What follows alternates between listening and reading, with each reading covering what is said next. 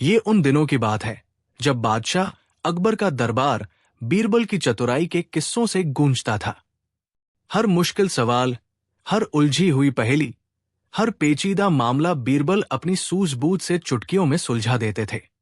बादशाह अकबर उन पर आंख मूंद कर भरोसा करते थे और उन्हें न सिर्फ एक सलाहकार बल्कि एक दोस्त भी मानते थे।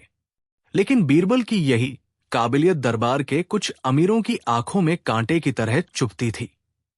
इन जलने वालों का सरगना था इनायत खान, शाही टजाने का मंत्री। इनायत खान खुद को बड़ा ज्ञानी और कुशल प्रशासक समझता था। उसे लगता था कि बीरबल बस मीठी मीठी बातें करके और लतीशे सुनाकर बादशाह का दिल बहलाता है, जबकि सल्तनत के असली काम तो उस जैसे लोग करते हैं। उसे इस बात से सत नधरत थी कि एक मामूली कवि और मस्खरा सल्तनत के सबसे ऊंचे ओहदों में से एक पर बैठा है। एक शाम इनायत खान ने अपने कुछ भरोसेमंद और बीरबल से जलने वाले दरबारियों को अपनी हवेली पर एक गुप्त बैठक के लिए बुलाया। महफिल में शराब का दौर चल रहा था, लेकिन सबके चेहरों पर बीरबल के सिलाब जहर साफ झलक रहा था। एक दरबारी, दिलावर बेग, ने अपना जाम उठाते हुए कहा, इनायत साहब, आखिर कब तक हम उस भांड की तारीफें सुनते रहेंगे? बादशाह तो जैसे उसकी अक्ल के गुलाम हो गए हैं। इनायत खान ने एक कुटिल मुस्कान के साथ कहा, दिलावर, शेर को सीधे लड़ाई में हराना मुश्किल होता है, पर उसे जाल में फंसाना नहीं। हमने बीरबल को तीखे सवालों से, मुश्किल मामलों से हराने की बहुत कोशिश की, पर हर बार वो अपनी चिकनी चुपड़ी बातों से बच निकला। इस बार हम उसे उसकी अक्ल से नहीं, बल्कि उसकी इज्जत से मारेंगे। हम उसे मूर्ख साबित करेंगे, और वो भी खुद बादशाह सलामत के हाथों। सब हैरान रह गए। मगर ये होगा कैसे? दिलावर ने पूछा।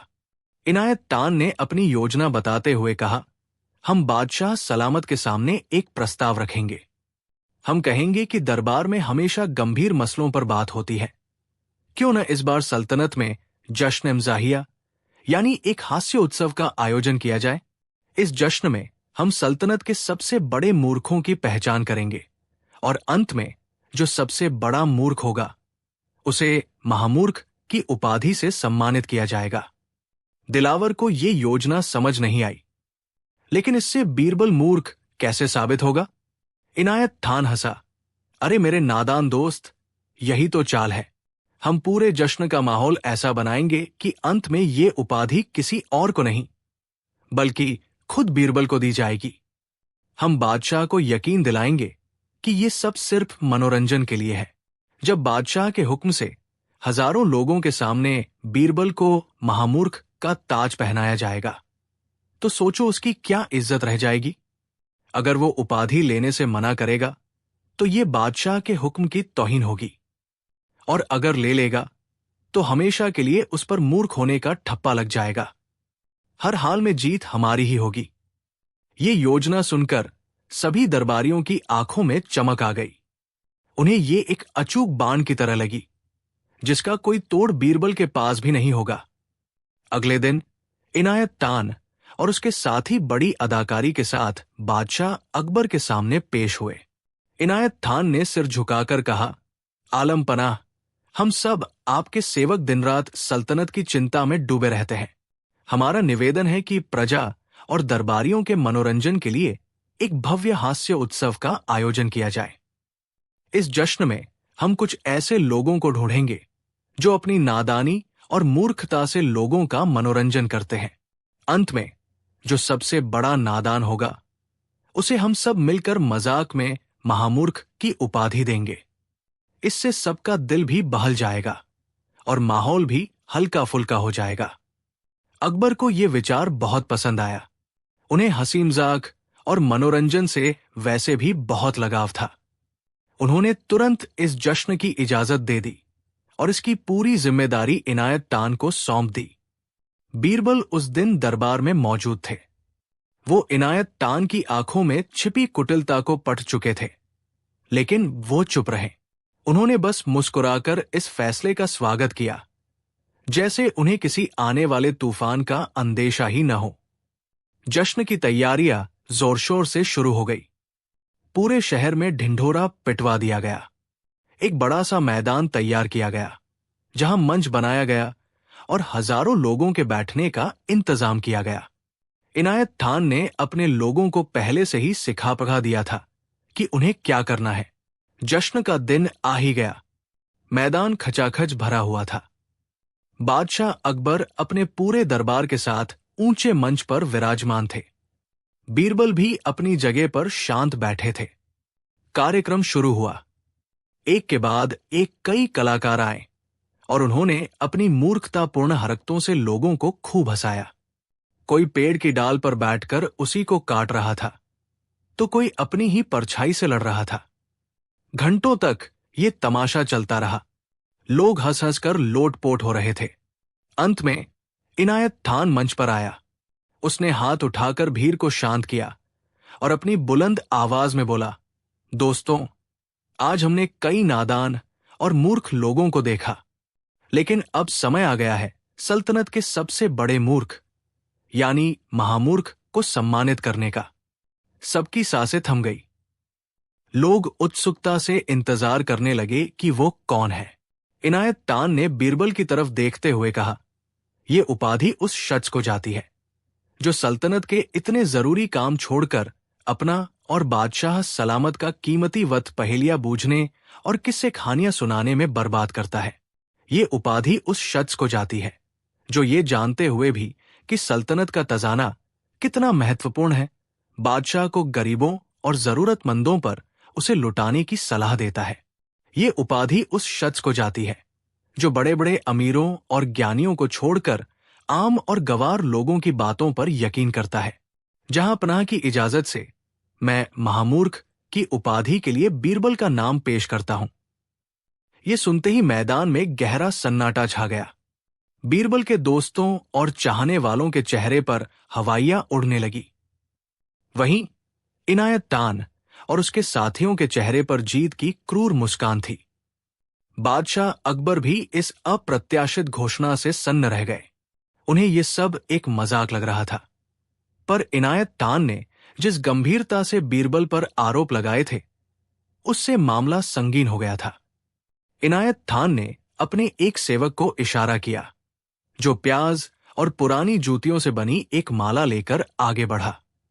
उसने कहा, मैं बीरबल से गुजारिश करता हूं कि वो आगे आए और बादशाह के हाथों महामूर्ख का ये ताज ग्रहण करें। अब सबकी नजरें बीरबल पर थी। ये उनके जीवन की सबसे कठिन परीक्षा थी। अगर वो मना करते तो बादशाह का अपमान होता। अगर वो ये उपाधि स्वीकार कर लेते तो उनकी इज्जत हमेशा के लिए थाक में मिल जाती। बीरबल अपनी जगह से उठे। उनके चेहरे पर न गुस्सा था, न चिंता, बस वही चिरपरिचित रहस्यमयी मुस्कान थी। वो धीरे धीरे चलकर मंच के बीच में आए। उन्होंने उस बदबूदार माला को देखा और फिर बादशाह अकबर की ओर मुड़े। उन्होंने झुककर सलाम किया और कहा, आलम पनाह, आज इनायत खान साहब ने मुझे इस सल्तनत की सबसे बड़ी उपाधि देकर जो सम्मान दिया है, उसके लिए मैं उनका तहे दिल से शुक्रगुजार हूं। यह सुनकर इनायत खान और उसके साथी हैरान रह गए। बीरबल लड़ने या विरोध करने की बजाय धन्यवाद क्यों दे रहा है? बीरबल ने अपनी बात जारी रखी, मैं इस महामूर्ख की उपाधि को स्वीकार करने के लिए पूरी तरह तैयार हूं। लेकिन जहां पनाह, इस दुनिया का एक नियम है, हर छोटे मूर्ख को किसी बड़े मूर्ख के सामने सिर झुकाना पड़ता है। एक शिष्य अपने गुरु के बिना अधूरा होता है। मैं तो सिर्फ एक छोटा मोटा मूर्ख हूं, जिसे आज महामूर्ख का खिताब दिया जा रहा है। पर क्या आप जानते हैं कि मुझसे भी बड़ा महामूर्ख कौन है? पूरा मैदान खामोशी से उनकी बातें सुन रहा था। बीरबल ने अपनी उंगली उठाई और सीधे बादशाह अकबर की तरफ इशारा करते हुए कहा, मुझसे बड़े महामूर्ख तो आप हैं। जहां अपना। ये सुनते ही पूरे मैदान में जैसे बिजली दौड़ गई। हाहाकार मच गया। बादशाह पर इतना बड़ा इल्जाम। इनायत खान की तो जैसे सांस ही रुक गई। उसने सोचा, बस अब बीरबल का खेल खत्म। बादशाह इसे अभी मौत की सजा सुनाएंगे। अकबर का चेहरा गुस्से से लाल हो गया। उन्होंने अपनी गरजती हुई आवाज में पूछा, बीरबल, ये गुस्ताखी, तुम्हारी हिम्मत कैसे हुई हमें मूर्ख कहने की? बीरबल ने बड़ी शांति से जवाब दिया, गुस्ताखी माफ हो, आलम पनाह, पर सच तो यही है।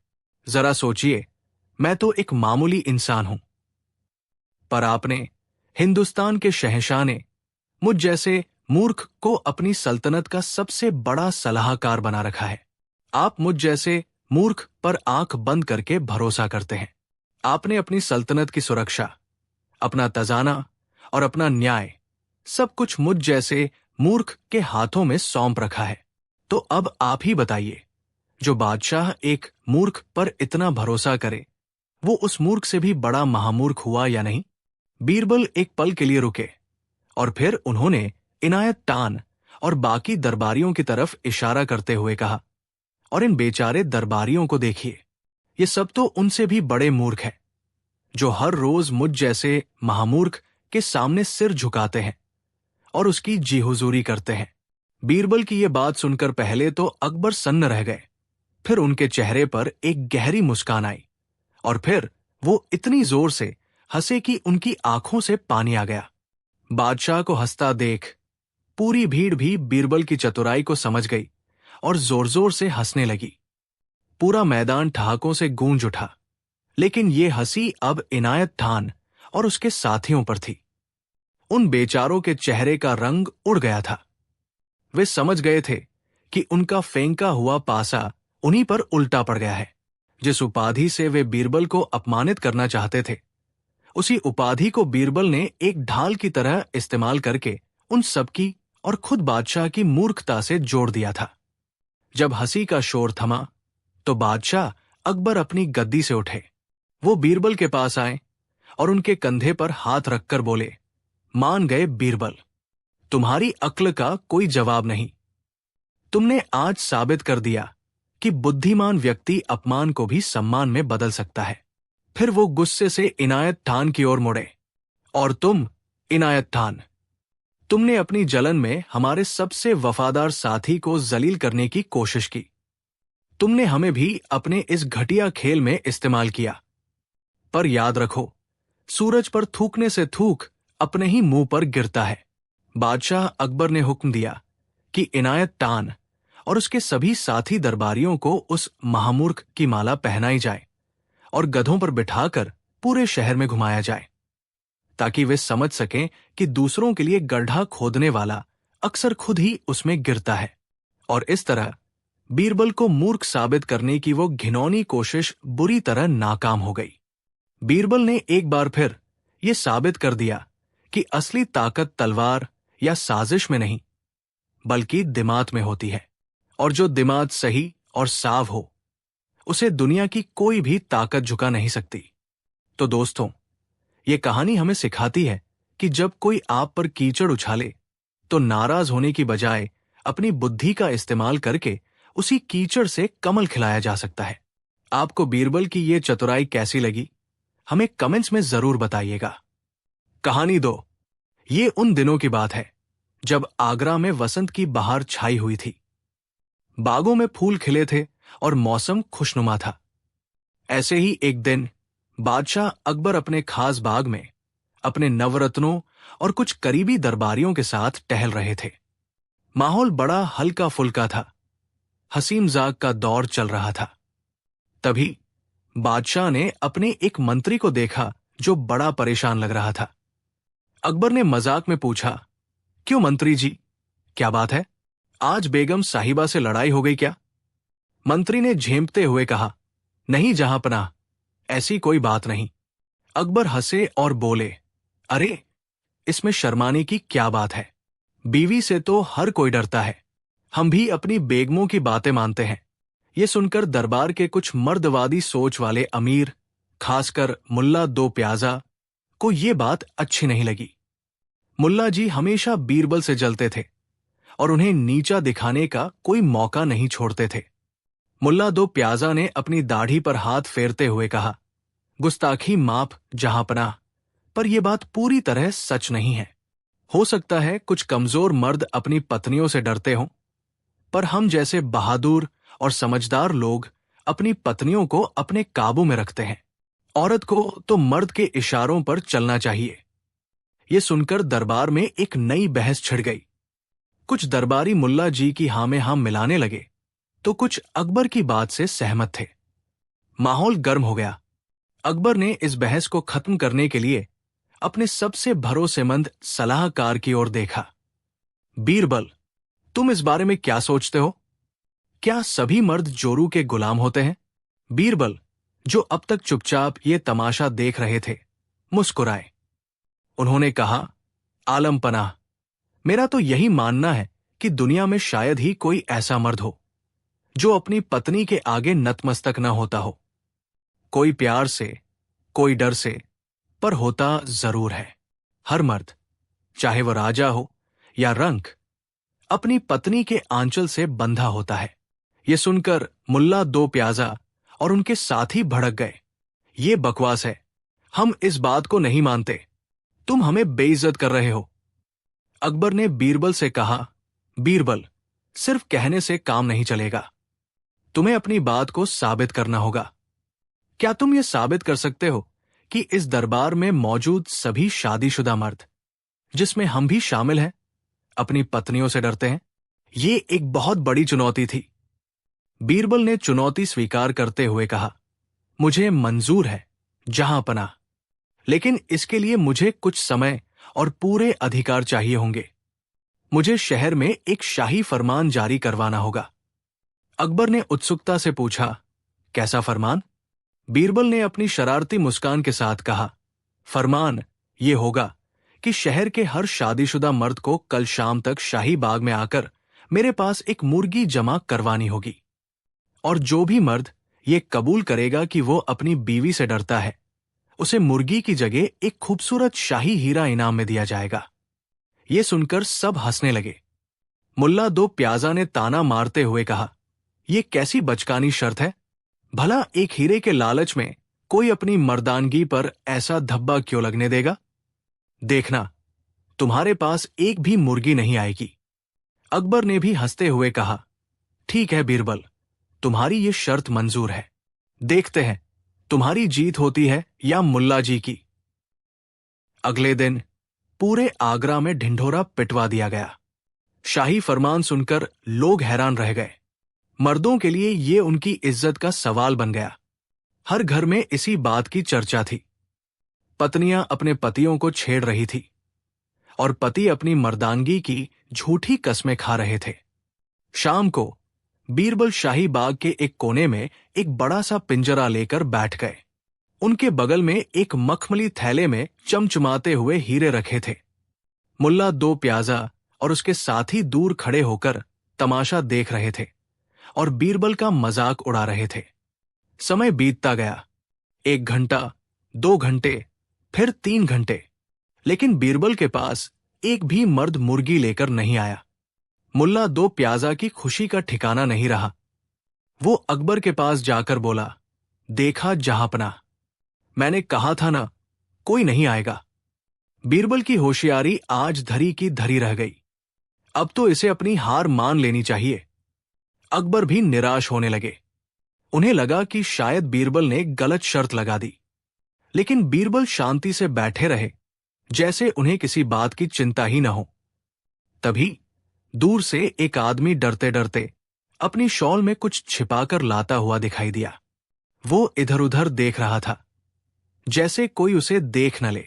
वो सीधा बीरबल के पास पहुंचा और जल्दी से अपनी शॉल से एक मुर्गी निकालकर बीरबल को पकड़ा दी।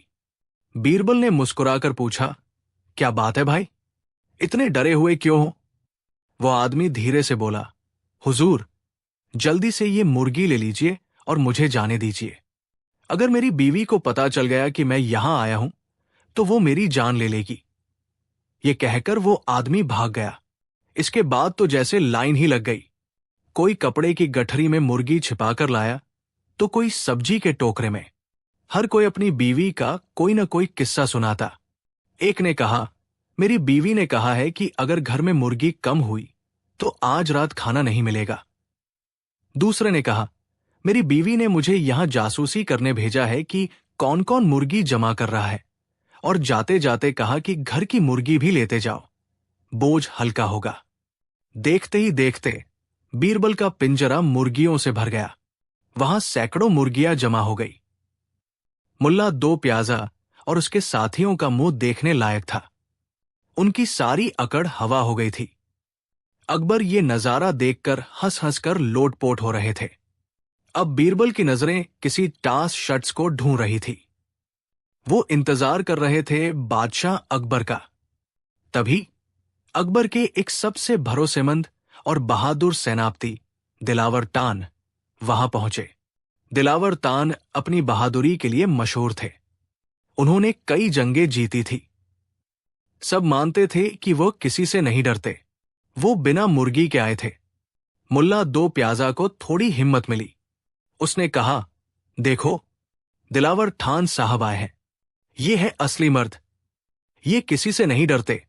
दिलावर तान सीधे बीरबल के पास पहुंचे और धीरे से बोले, बीरबल जी, जहांपनाह कहाँ है? बीरबल ने अकबर की तरफ इशारा कर दिया। दिलावर ठान अकबर के पास पहुंचे और कान में कुछ कहा।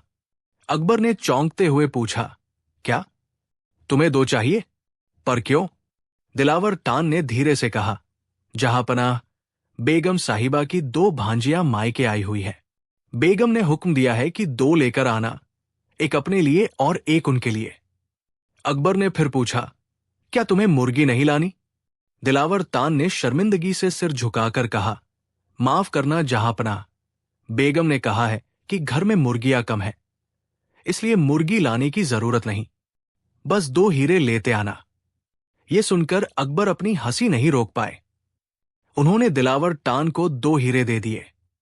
अब लगभग सभी दरबारी मुर्गी जमा कर चुके थे या हीरे ले जा चुके थे। सिर्फ एक शख्स बाकी था, खुद बादशाह अकबर।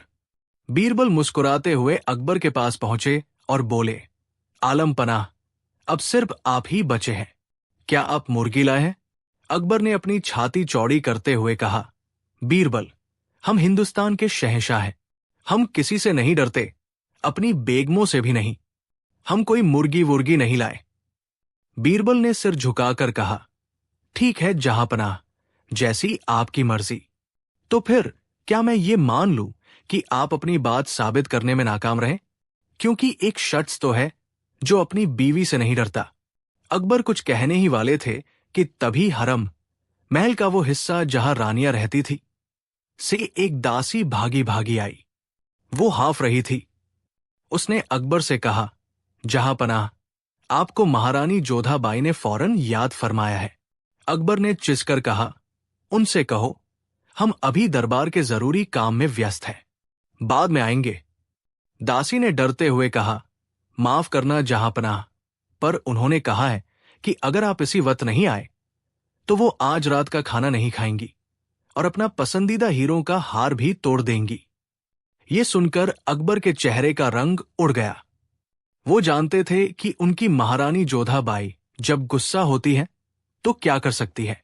वो अपनी जगह से उठे और जल्दी जल्दी हरम की तरफ चलने लगे। जाते जाते वो बीरबल के कान में धीरे से फुसफुसाए, बीरबल, ये मुर्गी पकड़ो और हमारी तरफ से जमा कर लो और किसी को बताना मत। ये कहकर अकबर तेजी से चले गए। बीरबल के हाथ में अब बादशाह की मुर्गी थी।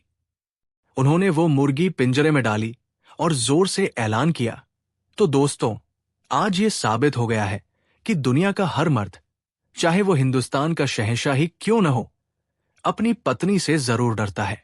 कोई प्यार में, कोई सम्मान में और कोई सचमुच के डर से, पर हर कोई अपनी जोरू का गुलाम होता है। पूरा बाग ठहाकों और तालियों की गड़गड़ाहट से गूंज उठा। मुल्ला दो प्याजा और उनके साथियों ने शर्म के मारे अपने सिर झुका लिए थे। और इस तरह बीरबल ने एक साधारण सी मुर्गी और एक हीरे की शर्त से जीवन की एक बहुत बड़ी सच्चाई को सबके सामने उजागर कर दिया। ये कहानी हमें सिखाती है कि पति पत्नी का रिश्ता डर का नहीं, बल्कि प्यार, सम्मान और एक दूसरे को समझने का होता है। और कभी कभी इस रिश्ते में थोड़ी सी नोकझोंक और मीठा सा डर इसे और भी मजबूत बना देता है। कहानी 3। बहुत साल पहले आगरा के पास एक छोटे से कस्बे में 3 जिगरी दोस्त रहते थे, करीम, रहीम और सलीम। करीम उम्र में सबसे बड़ा और अनुभवी था। रहीम दिमाग का तेज और दुनियादारी में माहिर था। और सलीम सबसे छोटा, भोला, लेकिन बेहद मेहनती और ईमानदार था। तीनों ही गरीबी में दिन काट रहे थे, लेकिन उनके सपने बड़े थे। एक दिन तीनों दोस्त एक पेड़ के नीचे बैठे अपनी किस्मत को कोस रहे थे। करीम ने एक ठंडी आह भरकर कहा, कब तक हम यूं ही मजदूरी करके पेट भरेंगे? हमें कुछ अपना काम शुरू करना चाहिए। रहीम ने तुरंत जवाब दिया, कहना आसान है करीम भाई, किसी भी काम के लिए पैसा चाहिए, और हमारे पास तो फूटी कौड़ी भी नहीं है। तभी सलीम, जो अब तक चुपचाप सुन रहा था, बोला, मेरे पास कुछ नहीं है सिवाय मेरी मेहनत के, लेकिन अगर हम तीनों साथ मिल जाएं, तो कोई न कोई रास्ता जरूर निकलेगा। एकता में बड़ी ताकत होती है। सलीम की इस बात से दोनों को हिम्मत मिली। उन्होंने फैसला किया कि वे ऊंटों का व्यापार करेंगे। रेगिस्तान के रास्तों से सामान लाना ले जाना एक मुनाफे का सौदा था। लेकिन सबसे बड़ा सवाल था, पैसा कहां से आएगा? करीम बोला, मेरे मरहूम वालिद मेरे लिए एक बूढ़ा ऊंट छोड़ गए हैं। वो ज्यादा तेज तो नहीं चलता, पर काम चला सकता है। रहीम ने अपनी कमर में बंधी एक छोटी सी पोटली खोली और कहा, मेरे पास मेरी मां के दिए हुए 5 सोने के सिक्के हैं। ये मेरी पूरी जमा पूंजी है। सलीम ने मायूसी से कहा, भाइयों, मेरे पास तो देने के लिए कुछ भी नहीं है। करीम ने उसके कंधे पर हाथ रखकर कहा, तेरे पास तेरी मेहनत है सलीम, और वही हमारी सबसे बड़ी दौलत होगी। ऊंटों की देखभाल, उन्हें चराना, खिलाना पिलाना, ये सब जिम्मेदारी तेरी होगी। हम तीनों बराबर के साझेदार होंगे। इस तरह एक ऊंट, 5 सोने के सिक्के और अटूट मेहनत के वादे के साथ उनकी साझेदारी शुरू हुई। करीम अपने अनुभव से अच्छे ऊंट खरीदता, रहीम अपनी होशियारी से व्यापार के सौदे तय करता, और सलीम दिन रात एक करके उन ऊंटों की सेवा करता। वो ऊंटों को अपने बच्चों की तरह पालता। उनकी मेहनत रंग लाई। कुछ ही सालों में एक ऊंट से शुरू हुआ उनका कारवां 17 ऊंटों का एक बड़ा काफिला बन गया। उनकी गरीबी दूर हो चुकी थी और अब वे कस्बे के अमीर व्यापारियों में गिने जाने लगे थे। लेकिन जैसे जैसे दौलत बढ़ी, करीम और रहीम की नीयत बदलने लगी। वे अब सलीम को एक बराबर का साझेदार नहीं, बल्कि एक नौकर की तरह देखने लगे थे। वे अक्सर आपस में कानाफूसी करते। एक रात करीम ने रहीम से कहा, यह सलीम तो मुफ्त में ही मजे लूट रहा है। लगाया क्या था उसने? कुछ भी नहीं। और आज हम जो भी कमाते हैं, उसका 1/3 हिस्सा उसे देना पड़ता है। रहीम ने अपनी चालाक आंखों से मुस्कुराते हुए कहा, आप ठीक कहते हैं करीम भाई। अब वक्त आ गया है कि इस साझेदारी का हिसाब नए सिरे से किया जाए। बेचारा सलीम इन सब बातों से अनजान, अपनी ही दुनिया में मग्न था। वो आज भी उतनी ही लगन से ऊंटों की सेवा करता था। लेकिन कहते हैं, वक्त का पहिया कब घूम जाए कोई नहीं जानता। एक दिन एक व्यापारिक यात्रा से लौटते समय करीम बुरी तरह बीमार पड़ गया। बहुत इलाज करवाया गया, लेकिन उसे बचाया न जा सका। मरने से पहले उसने अपनी वसीयत लिखी। चूंकि उसके कोई संतान नहीं थी, उसने अपनी सारी संपत्ति अपने दोनों साझेदारों रहीम और सलीम के नाम कर दी। उसकी मौत के बाद जब गांव के पंचों के सामने वसीयत पढ़ी गई तो सब हैरान रह गए। वसीयत में लिखा था, मेरे मरने के बाद हमारे व्यापार के कुल 17 ऊंटों का बंटवारा इस प्रकार किया जाए। मेरे हिस्से का आधा हिस्सा मेरे दोस्त और साझेदार रहीम को दिया जाए। 1/3 हिस्सा मेरे सबसे मेहनती दोस्त सलीम को दिया जाए, और बचा हुआ 9वां हिस्सा मेरी बेवा बीवी को गुजारे के लिए दे दिया जाए। ये वसीयत सुनकर सब सोच में पड़ गए। ये बंटवारा नामुमकिन था। 17 ऊंटों का आधा कैसे किया जा सकता है? क्या 8.5 ऊंट दिए जाएंगे? 1/3 और 9वां हिस्सा निकालना भी असंभव था, क्योंकि 17 एक ऐसी संख्या थी जो न 2 से कटती थी, न 3 से और न 9 से। ऊंट को काटा तो जा नहीं सकता था। अब रहीम को अपना मौका मिल गया। उसने बड़ी हमदर्दी का नाटक करते हुए कहा, देखो भाइयों, करीम भाई की आखिरी इच्छा पूरी करना हमारा फर्ज है, लेकिन ये बंटवारा तो हो नहीं सकता। इसलिए बेहतर यही है कि हम ऊंटों को बेचकर जो पैसा आए उसे बांट लें। सलीम, जो सीधा सादा था, बोला, नहीं रहीम भाई, ये ठीक नहीं होगा। करीम भाई ने ऊंटों को बांटने के लिए कहा है, बेचने के लिए नहीं। हमने इन ऊंटों को अपने बच्चों की तरह पाला है, हम उन्हें बेच नहीं सकते। रहीम मन ही मन मुस्कुराया। यही तो वो चाहता था। उसने कहा, ठीक है सलीम, अगर तुम्हारी यही जिद है तो एक और रास्ता है। 17 का आधा 8.5 होता है, तो मैं 8 ऊंट ले लेता हूं। 1/3 लगभग 5 होता है, तो तुम 5 ले लो। और नौवां हिस्सा लगभग 2 होता है, तो 2 ऊंट हम करीम भाई की बेवा को दे देते हैं। बचे हुए 2 ऊंट हम गांव के मंदिर में दान कर देंगे। ये सुनकर सलीम का माथा ठनका। उसने हिसाब लगाया। रहीम खुद 8 ऊंट ले रहा था, जबकि उसे सिर्फ 5 दे रहा था। ये सरासर बेईमानी थी। उसने कहा, यह बंटवारा मुझे मंजूर नहीं, इसमें मेरे साथ नाइंसाफी हो रही है। झगड़ा बढ़ गया। मामला गांव की पंचायत तक पहुंचा। पंचायत ने भी बहुत सिर खपाया, लेकिन वे भी इस 17 ऊंटों की पहेली को सुलझा नहीं पाए। कई दिनों तक बहस चलती रही, पर कोई नतीजा नहीं निकला। रहीम अपनी चालाकी से सबको अपनी तरफ करने की कोशिश कर रहा था, जबकि सलीम अपनी ईमानदारी पर अड़ा हुआ था। आखिरकार गांव के एक बुजुर्ग ने सलाह दी, इस पहेली को सिर्फ एक ही इंसान सुलझा सकता है, बादशाह अकबर के सलाहकार बीरबल।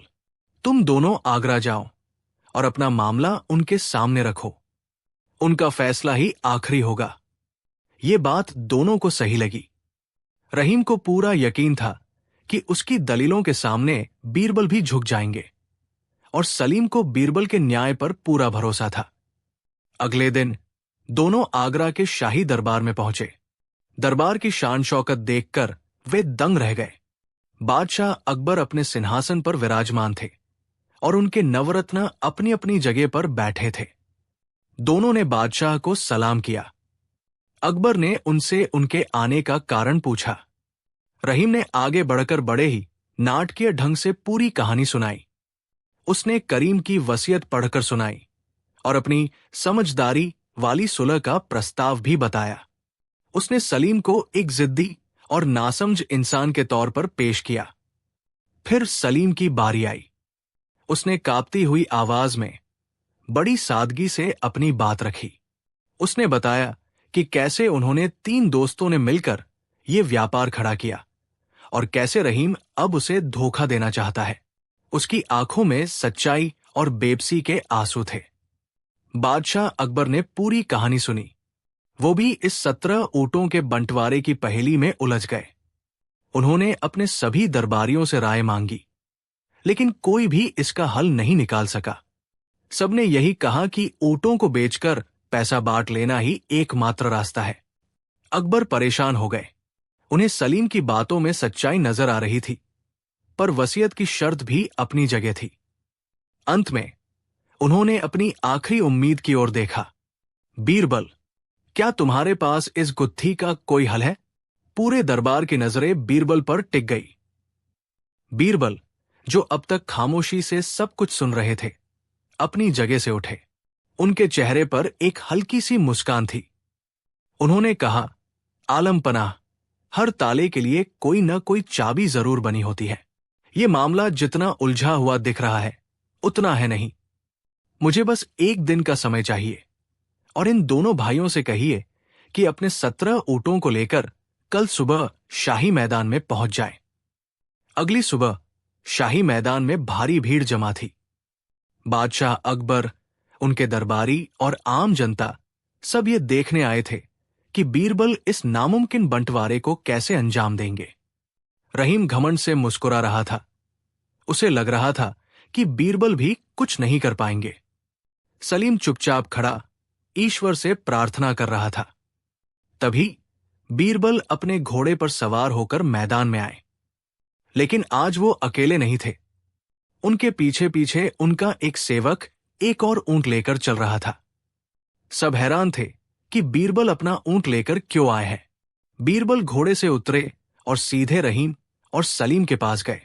उन्होंने कहा, मैं जानता हूं कि तुम दोनों के लिए 17 ऊंटों का बंटवारा करना मुश्किल हो रहा है, इसलिए तुम्हारी मुश्किल आसान करने के लिए मैं अपना ये एक ऊंट तुम्हारे इन 17 ऊंटों में मिलाता हूं। ये सुनकर सब चौंक गए। रहीम भी हैरान था। बीरबल ने अपना ऊंट उन 17 ऊंटों के झुंड में शामिल कर दिया। अब कुल कितने ऊंट हो गए? बीरबल ने पूछा। सलीम ने गिना और बोला, हुजूर, अब 18 ऊंट हो गए हैं। बीरबल मुस्कुराए। बहुत अच्छे, अब बंटवारा आसान हो जाएगा। चलो करीम की वसीयत पूरी करते हैं। बीरबल ने रहीम की तरफ देखकर कहा, रहीम, वसीयत के अनुसार तुम्हें कुल ऊंटों का आधा हिस्सा मिलना है। 18 का आधा हुआ 9। लो, ये 9 ऊंट तुम्हारे हुए। रहीम की आंखें खुशी से चमक उठीं। जहां उसे 8.5 या सिर्फ 8 ऊंट मिल रहे थे, वही अब उसे पूरे 9 ऊंट मिल गए थे। उसने जल्दी से अपने 9 ऊंट अलग कर लिए। फिर बीरबल सलीम की ओर मुड़े। सलीम, तुम्हें कुल ऊंटों का 1/3 हिस्सा मिलना है। 18 का 1/3 हुआ 6।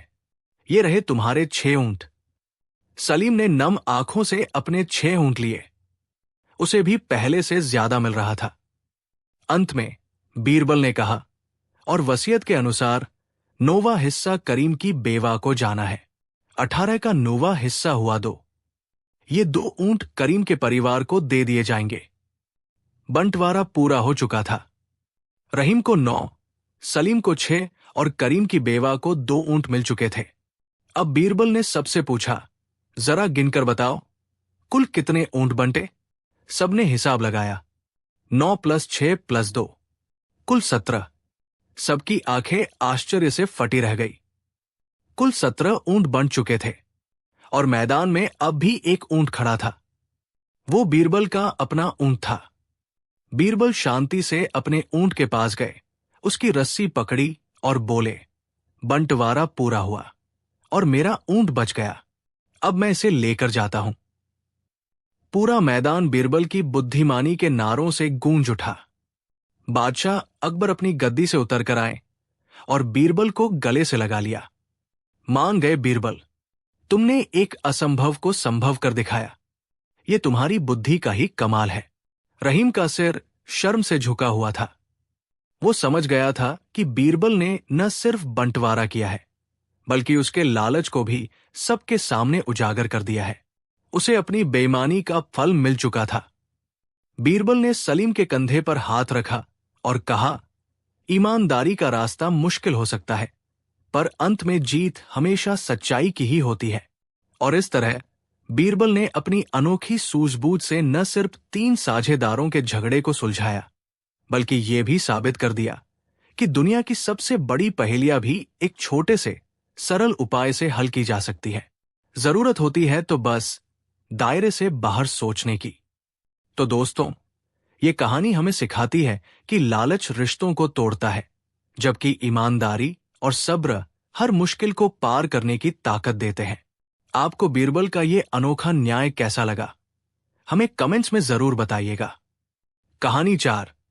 ये कहानी शुरू होती है आगरा से कुछ दूर बसे एक छोटे से गांव से। गांव का नाम तो रामपुर था, पर कई महीनों से बारिश की एक बूंद न पड़ने के कारण उसकी हरियाली कहीं खो गई थी। गांव के ज्यादातर किसान अपनी जमीन पर फसल उगाने के लिए तरस रहे थे। उन्हीं किसानों में से एक था हरीराम। हरीराम एक सीधा सादा और मेहनती इंसान था। उसके पास जमीन तो थी, लेकिन पानी के बिना वो जमीन किसी बंजर रेगिस्तान से कम नहीं थी। उसके बच्चे अक्सर पानी के लिए रोते और पत्नी चिंता में डूबी रहती। एक दिन हरीराम की पत्नी ने उदासी से कहा, स्वामी, ऐसे कब तक चलेगा? खेत सूख रहे हैं, बच्चे प्यासे हैं, कुछ तो करना होगा। हरीराम ने एक गहरी सांस ली और बोला, मैं क्या करूं? भागवंती, इंद्रदेव हम पर रूठे हुए हैं, कुएं सूख चुके हैं, नदी का पानी भी कम हो गया है। तभी उसे याद आया कि गांव के लालची सेठ धनीराम के पास एक ऐसा कुआं है जिसमें हमेशा पानी रहता है। वो कुआं उसकी जमीन के ठीक बगल में था। हरीराम ने सोचा, क्यों न सेठ से वो कुआं ही खरीद लिया जाए। अपनी सारी जमा पूंजी लगाकर, कुछ उधार लेकर वो शायद अपनी और अपने परिवार की किस्मत बदल सकता है। यही सोचकर हरीराम अपनी सारी हिम्मत जुटाकर पहुंच गया सेठ धनीराम की हवेली। धनीराम पूरे गांव में अपनी कंजूसी और मक्कारी के लिए मशहूर था।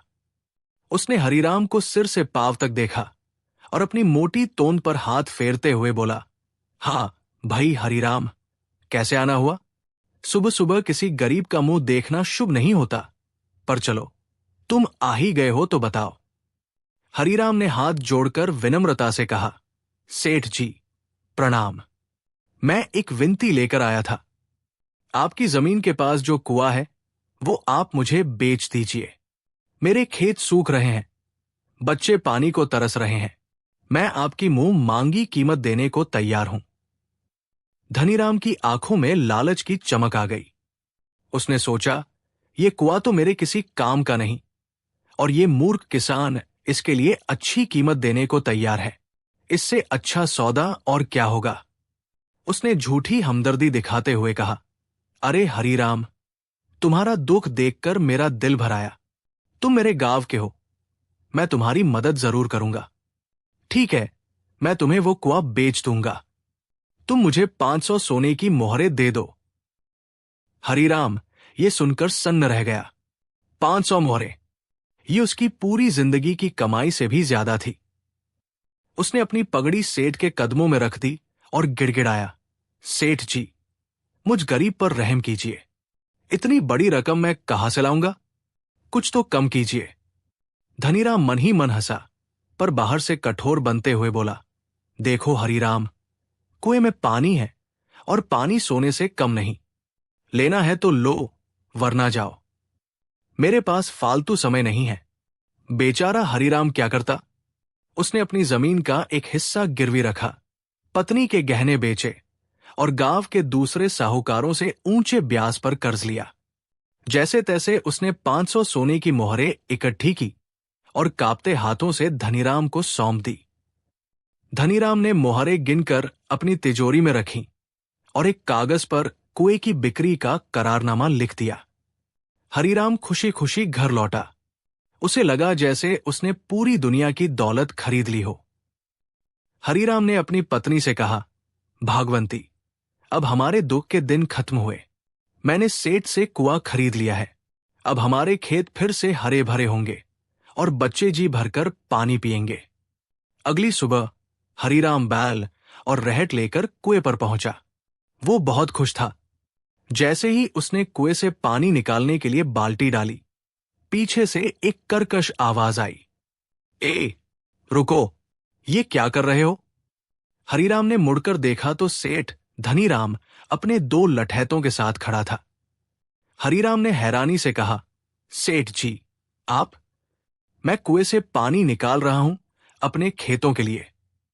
धनीराम कुटिलता से हंसा और बोला, मूर्ख, मैंने तुम्हें कुआं बेचा है, कुएं का पानी नहीं। कुआं तुम्हारा है, पर उसके अंदर जो पानी है वह मेरा है। अगर तुम्हें पानी चाहिए तो तुम्हें हर बाल्टी के लिए एक चांदी का सिक्का देना होगा। यह सुनकर हरीराम के पैरों तले जमीन खिसक गई। उसे लगा जैसे किसी ने उसके सीने में छुरा घूम दिया हो। उसने कहा, यह आप क्या कह रहे हैं सेठ जी? ये तो धोखा है। भला बिना पानी के कुआं किस काम का? धनीराम ने अकड़ कर कहा, मैंने जो कहा साफ कहा। करारनामे में सिर्फ कुआं बेचने की बात लिखी है, पानी की नहीं। हिम्मत है तो पानी निकाल कर दिखाओ। बेचारा हरीराम रोता बिलखता गांव की पंचायत में गया। सरपंच ने दोनों पक्षों को बुलाया। धनीराम ने पंचायत में वही करारनामा दिखाया और अपनी बात दोहराई। गांव के पंच भी सेठ के प्रभाव में थे। उन्होंने फैसला सुनाया कि करारनामे के हिसाब से हरीराम सिर्फ कुएं का मालिक है, पानी का नहीं। हरीराम हर तरफ से निराश हो चुका था। वो ठगा हुआ महसूस कर रहा था। उसके घर में मातम छा गया। उसकी पत्नी ने रोते हुए कहा, हम तो बर्बाद हो गए, अब ये कर्ज कैसे उतरेगा? तभी गांव के एक बूढ़े चचा ने हरिराम को एक सलाह दी, बेटा, निराश मत हो, इस दुनिया में न्याय अभी जिंदा है। तुम आगरा जाओ, बादशाह अकबर के दरबार में। सुना है उनके मंत्री बीरबल बहुत बुद्धिमान है, वो दूध का दूध और पानी का पानी कर देते हैं, वही तुम्हारी मदद कर सकते हैं। बूले चचा की बात सुनकर हरिराम के मन में उम्मीद की एक छोटी सी किरण जागी। उसने कुछ जरूरी सामान बांधा और आगरा के लंबे और कठिन सफर पर निकल पड़ा। कई दिनों तक भूखे प्यासे चलने के बाद वो आखिरकार मुगल सल्तनत की राजधानी आगरा पहुंचा। शाही दरबार की शान शौकत देखकर उसकी आंखें चौंधिया गई। हिम्मत करके वो दरबार के अंदर पहुंचा, जहां तख्त पर शहंशाह अकबर विराजमान थे और उनके बगल में खड़े थे उनके नवरत्नों में सबसे चमकदार रत्न बीरबल। हरिराम ने बादशाह को सजदा किया और रोते रोते अपनी पूरी आपबीती सुनाई। उसने बताया कि कैसे सेठ धनीराम ने उसे धोखा दिया है। अकबर ने पूरी कहानी सुनी। उन्हें हरिराम पर दया तो आई, लेकिन करारनामे की शर्त सुनकर वे भी सोच में पड़ गए। उन्होंने बीरबल की ओर देखा और पूछा, बीरबल, ये तो बड़ी विचित्र समस्या है। कानूनी तौर पर तो सेठ सही कह रहा है, करार में पानी का जिक्र नहीं है। अब इस किसान को न्याय कैसे दिलाया जाए? बीरबल के चेहरे पर एक हल्की सी मुस्कान तैर गई। उन्होंने हरिराम को तसल्ली दी और फिर बादशाह से कहा, जहांपनाह, आप चिंता न करें, इस किसान को न्याय जरूर मिलेगा, और ऐसा न्याय मिलेगा जिसे वो लालची सेठ जिंदगी भर याद रखेगा। बस आप मुझे कल तक का समय दीजिए और सेठ धनीराम को कल दरबार में हाजिर होने का हुक्म भिजवा दीजिए। अगले दिन सेठ धनीराम शाही हुक्म पाकर दरबार में हाजिर हुआ। वो मन ही मन खुश था कि बादशाह भी उसका कुछ नहीं बिगाड़ सकते, क्योंकि कानून उसके पक्ष में था। अकबर ने उससे पूछा, सेठ धनीराम, क्या यह सच है कि तुमने इस किसान को कुआं तो बेच दिया, पर अपना पानी उसमें रखे हुए हो? धनीराम ने बड़ी बेशर्मी से सिर झुकाकर कहा, जी जहांपनाह, ये सच है। मैंने सिर्फ कुआं बेचा था, पानी नहीं। अब बीरबल आगे आए। उन्होंने धनीराम से बड़े शांत स्वर में पूछा, सेठ जी, ये कुआं अब किसका है? धनीराम ने गर्व से कहा, कुआं तो इस किसान हरिराम का है। बीरबल ने फिर पूछा, और उस कुएं में जो पानी है वह किसका है? धनीराम ने सीना चौड़ा करके कहा, पानी तो मेरा है। बीरबल मुस्कुराए। उनकी मुस्कुराहट में एक ऐसी चमक थी जिसे देखकर धनीराम को थोड़ी घबराहट हुई। बीरबल ने कहा, बहुत खूब सेठ जी, तो बात एकदम साफ है, कुआं हरिराम का है और पानी आपका। तो फिर आप किसी और की संपत्ति में अपना सामान क्यों रखे हुए हैं? धनीराम हैरान रह गया। मैं समझा नहीं। बीरबल ने अपनी आवाज थोड़ी ऊंची करते हुए कहा, समझिए सेठ जी, जब कुआं हरिराम का है तो आपको कोई हच नहीं बनता कि आप अपना पानी उसके कुएं में रखें। आपके पास दो रास्ते हैं, या तो आप आज रात तक अपना सारा पानी उस कुएं से निकालकर कहीं और ले जाएं, या फिर चूंकि आप हरिराम के कुएं को अपना पानी रखने के लिए इस्तेमाल कर रहे हैं, तो आपको हरिराम को रोजाना 10 सोने की मोहरें किराए के तौर पर देनी होंगी। बीरबल की ये बात सुनकर पूरे दरबार में ठहाके गूंजने लगे। बादशाह अकबर भी अपनी हंसी नहीं रोक पाए। सेठ धनीराम का मुंह देखने लायक था। उसकी सारी अकड़ हवा हो गई थी। वो हकलाते हुए बोला, पर हुजूर, ये कैसे मुमकिन है? मैं कुएं से सारा पानी कैसे निकाल सकता हूं? और मैं किराया क्यों दूं? बीरबल ने कहा, क्यों नहीं दे सकते? पानी आपका है तो उसे निकालना भी आपकी ही जिम्मेदारी है, और अगर नहीं निकाल सकते तो किराया तो देना ही पड़ेगा। हरिराम की जगह है, आपका सामान रखा है तो किराया तो बनता है। धनीराम अब पूरी तरह फंस चुका था। उसे समझ आ गया था कि वो बीरबल की बुद्धि के जाल में उलझ गया है। वो भागकर बीरबल के कदमों में गिर पड़ा और गिड़गिड़ाने लगा, मुझे माफ कर दीजिए हुजूर, मुझसे बहुत बड़ी गलती हो गई। मैं लालच में अंधा हो गया था। लेकिन बीरबल इतनी आसानी से उसे छोड़ने वाले नहीं थे। उन्होंने सोचा, इस लालची सेठ को ऐसा सबक सिखाना चाहिए कि वो फिर कभी किसी गरीब को सताने की हिम्मत न करे। बीरबल ने एक पल सोचने का नाटक किया और फिर बोले, तुम्हारी गलती तो बहुत बड़ी है सेठ, लेकिन ठीक है, अगर तुम किराया नहीं देना चाहते और पानी भी नहीं निकाल सकते तो एक तीसरा रास्ता भी है। धनीराम ने उम्मीद से पूछा, क्या हुजूर? बताइए, मैं कुछ भी करने को तैयार हूं।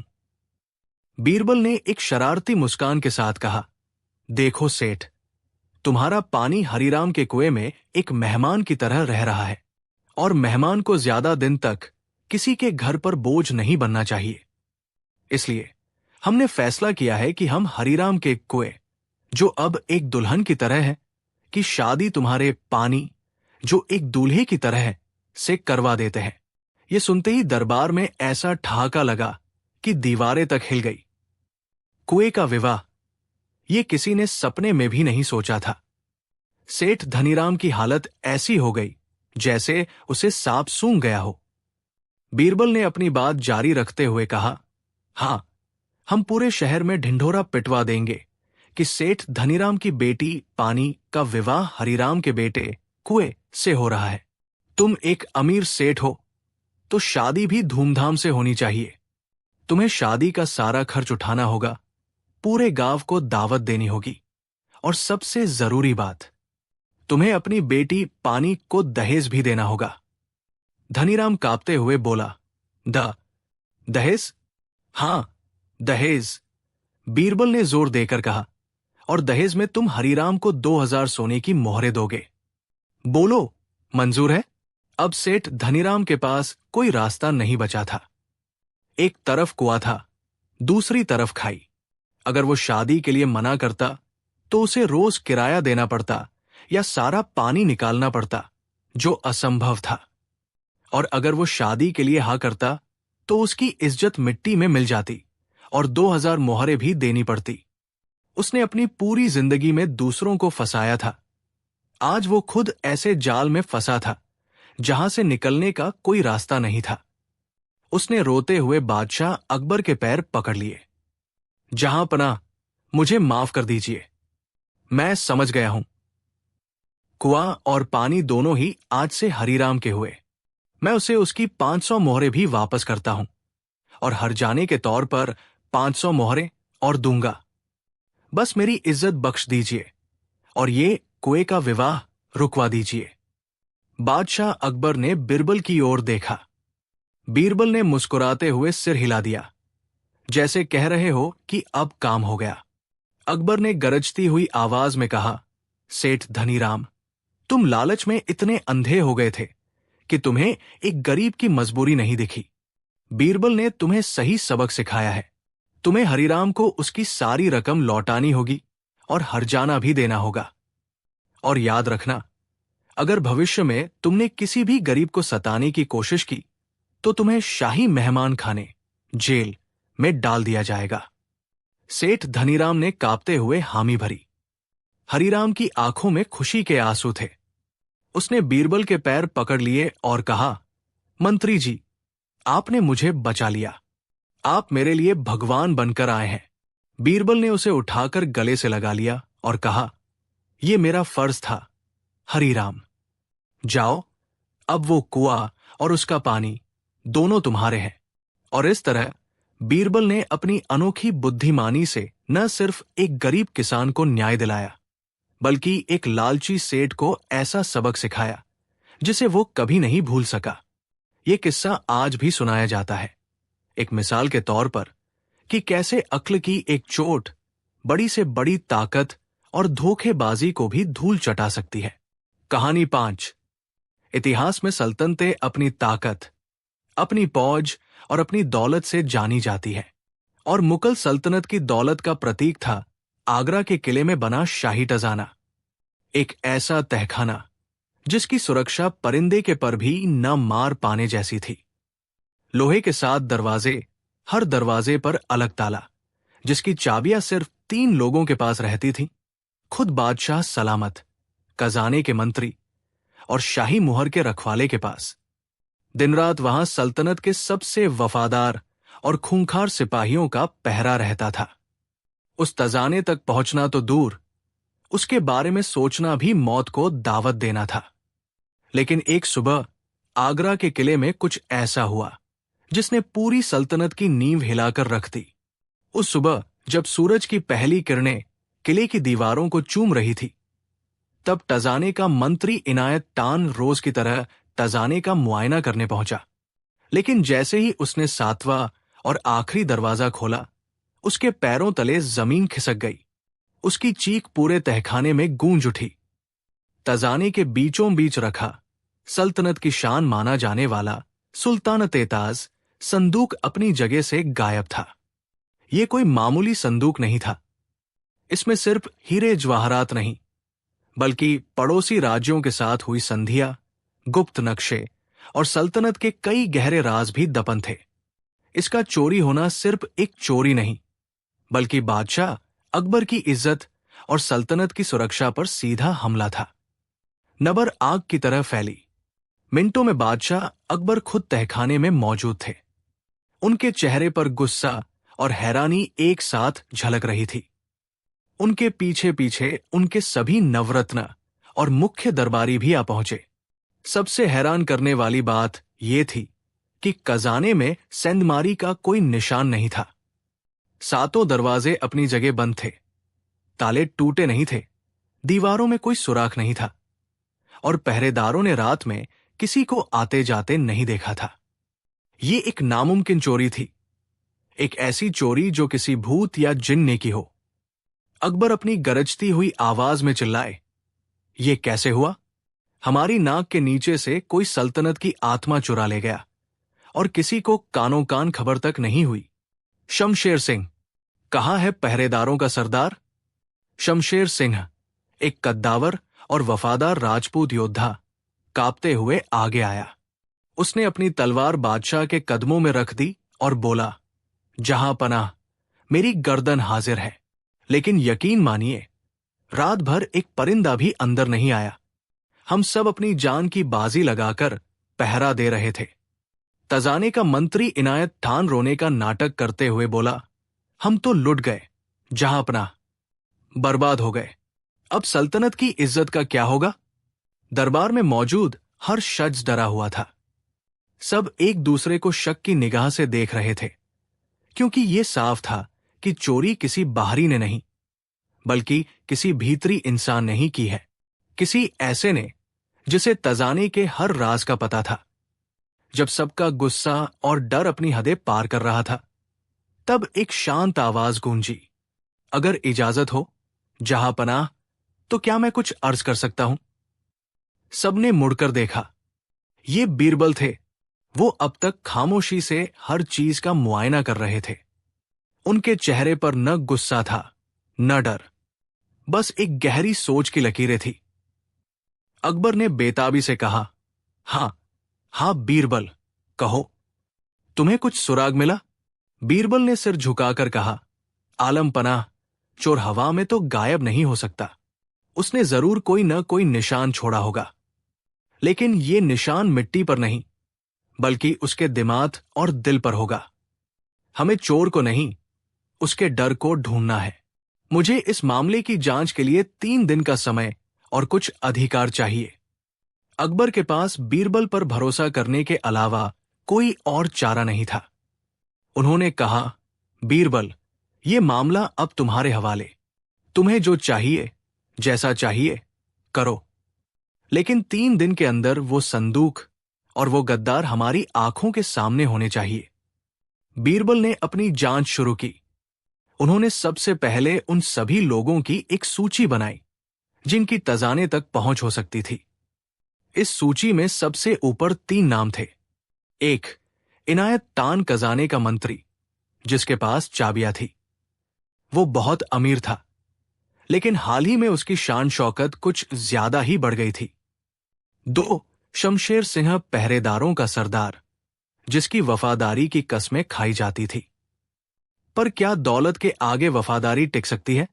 3, मीर थासिम शाही मुहर का रखवाला, एक महत्वाकांक्षी दरबारी जो हमेशा अपनी कम आमदनी का रोना रोता था।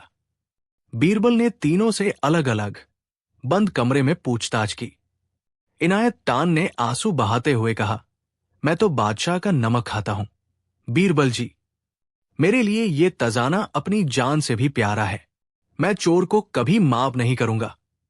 शमशेर सिंह ने अपनी मूछों पर ताव देते हुए गुस्से से कहा, हम राजपूत हैं। बीरबल, सर कटा सकते हैं पर झुका नहीं सकते। जिसने भी ये हरकत की है वो मेरी तलवार का सामना करेगा। मीर थासिम ने घबराहट में कहा, मैं तो एक मामूली मुलाजिम हूं। मेरा इन सब से क्या लेना देना? मैं तो बस शाही मुहर की हिफाजत करता हूं। बीरबल ने सबसे बात की पर किसी ने अपना जुर्म कबूल नहीं किया। बीरबल जानते थे कि चोर बहुत शातिर है और वो आसानी से पकड़ में नहीं आएगा। अब वक्त था एक जाल बिछाने का। अगले दिन बीरबल ने पूरे किले में एक अजीब सी अफवाह फैलवा दी। अफवाह ये थी कि सुल्तान तेताज संदूक कोई आम संदूक नहीं है। वो तिब्बत के एक जादुई पेड़ की लकड़ी से बना है।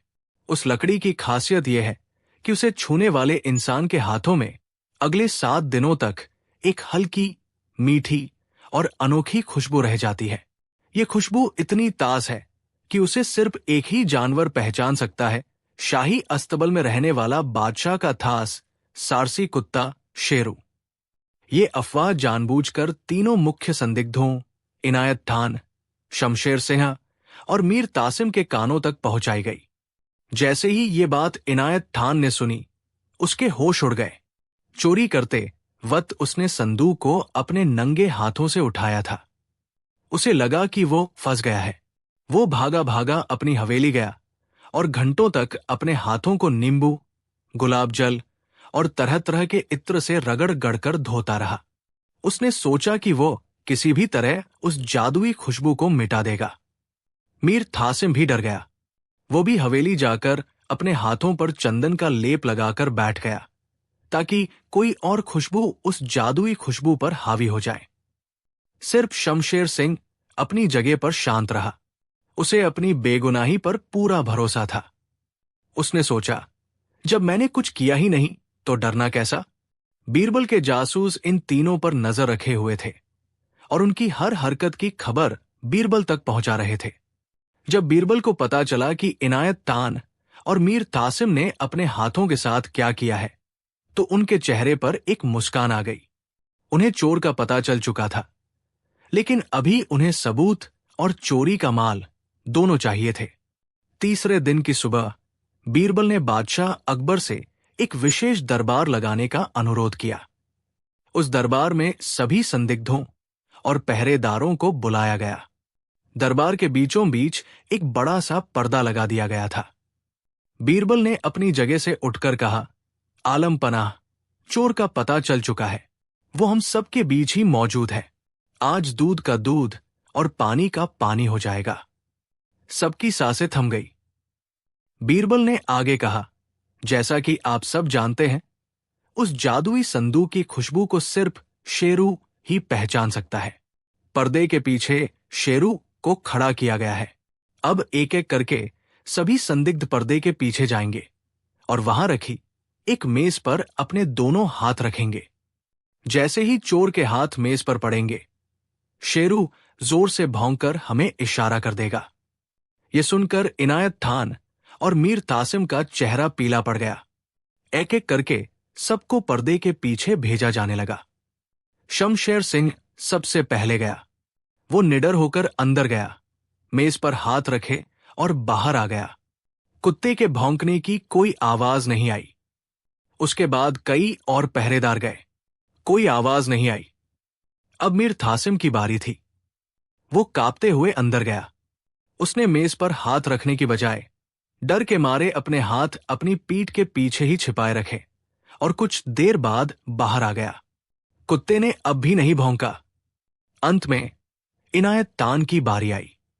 वो भी अंदर गया और मीर तासिम की तरह ही उसने भी मेज को छुआ तक नहीं और बाहर आ गया। जब सब बाहर आ गए और कुत्ते ने एक बार भी नहीं भौंका, तो इनायत खान ने राहत की सांस ली। उसे लगा कि बीरबल की चाल नाकाम हो गई। उसने अकड़ कर कहा, देख लिया बीरबल जी, आपका जादुई कुत्ता भी चोर को नहीं पकड़ पाया। अब हम बेगुनाहों को और परेशान न किया जाए। बीरबल मुस्कुराए। उनकी मुस्कान में एक विजेता की चमक थी।